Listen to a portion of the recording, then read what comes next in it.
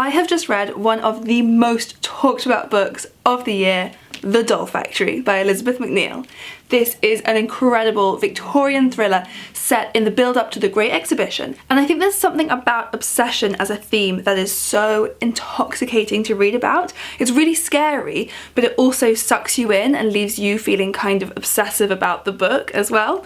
So I have put together a list of 4 more books about obsession to read after you've finished The Doll Factory. So in The Doll Factory, there are 2 main storylines. There's 2 main characters. So first we have Iris, who is rescued from her job that she absolutely hates working at a doll factory when she meets the Pre-raphaelite artist Louis Frost, and she agrees to be his model in exchange for professional art lessons from him.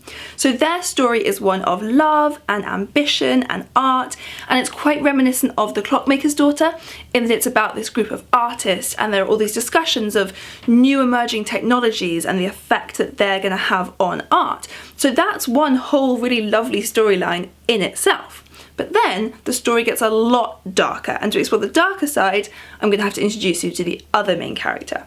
So Silas is a taxidermist who is building a collection of weird and beautiful curiosities for the Great Exhibition. And when he meets Iris, they have a very, very brief encounter on the street that she doesn't even remember. For him, that changes everything. He becomes completely obsessed with her.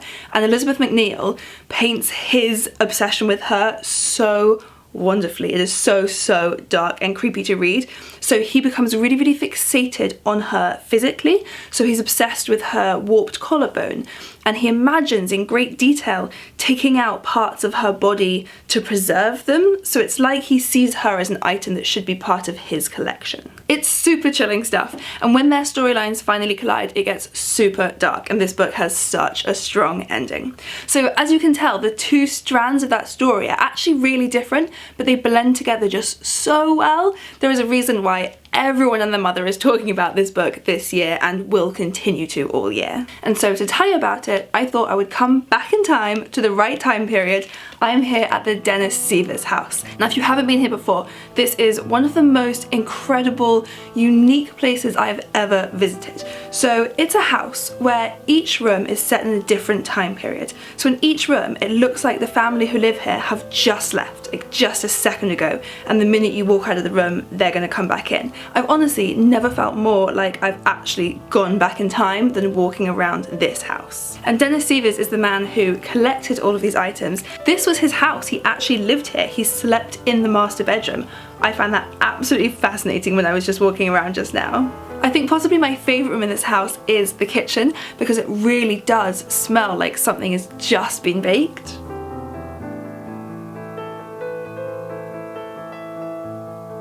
So the room that I've come to here, this is in the Victorian period, which is rather appropriate for The Doll Factory. Now the next book I'm going to talk about, An Anonymous Girl by Greer Hendricks and Sarah Pekkanen.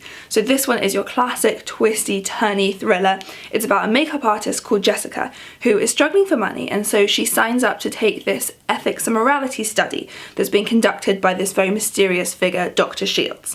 But very soon the questions get really personal and start digging deeper and deeper and making Jessica confess some of her darkest secrets. And the study soon starts to take over her life. It's not just questions anymore, it's telling Jessica where she should go and what she should wear and who she should talk to. But by the time Jessica wants out of the study, it's too late because she's already confessed her deepest, darkest secrets. And by the time you realise the deadly obsession that is driving Dr. Shields to run this study, you will get genuinely scared. It's one of those books that leaves you wondering, what could you possibly do in that situation? Next up, I've got a very unusual one. So this is Mr. Fox by Helen Oyeyemi, and she always writes very unusual books. This one is set in the 1930s, and it's about a writer, Mr. St. John Fox, who is notorious for killing off women in his stories.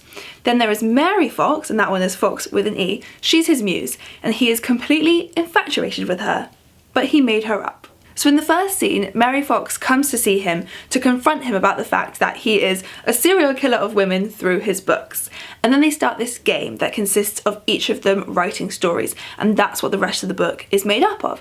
So in each story we meet these two characters, but in different identities, sometimes with different names, living out different situations. And it's constantly this game with yourself to try and figure out which of them is writing the story. And all of the stories explore the main themes of this book, which is violence against women and the male obsession with women that can lead to that kind of violence. And I'm kind of obsessed with Helen Oyeyemi, so that's pretty fitting for this video. Now the next book I'm going to talk about was recently made into a Netflix show, and that is You by Caroline Kepnes. I loved the show, but the book is so much darker and so much more disturbing, and I absolutely love it. So You is all told from the perspective of this stalker named Joe, and it's all told in the second person to You, who is this girl Beck, who he is stalking. And his thoughts are super obsessive and misogynist and possessive, and so it's really, really creepy being inside his head, especially because he's also quite funny and charming. So the author very cleverly gets you to empathise with him and quite like him, even while you're being completely repulsed by him and hate being inside his head and accidentally agreeing with things he says. Another thing that's really interesting in this book is that Beck is very deliberately unlikable. She has a lot of flaws, and therefore we can see the contrast between who she really is as a person, just a human with flaws, versus how Joe sees her. He has just fixated on her and put her on this pedestal, and she's never going to be able to live up to that. So by the time she disappoints him, his obsession is going to get deadly. And finally, a classic, and possibly the ultimate tale of obsession, this is Wuthering Heights by Emily Bronte.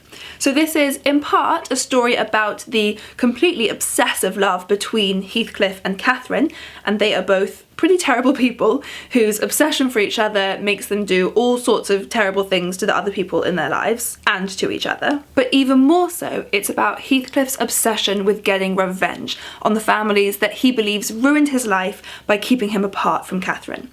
So the main targets of his revenge are Catherine's daughter Cathy, Catherine's nephew Hareton, and Heathcliff's own son Linton. It's a very uncomfortable read.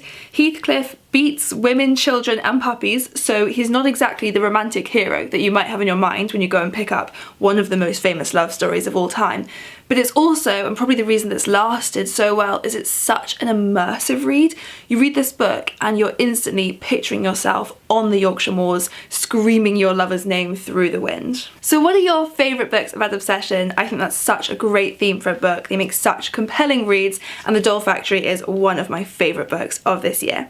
So leave us a comment below if you've got any favourite books about obsession of your own, or you can always come over and chat to us on Instagram at BookBreakUK. We have all of our fun behind the scenes footage over there, and of course do give this video a thumbs up and hit that subscribe button below for new videos every Thursday. Coming up next week, we've got a video all about Greek myth retellings, and I've got some really fab books to talk to you about there.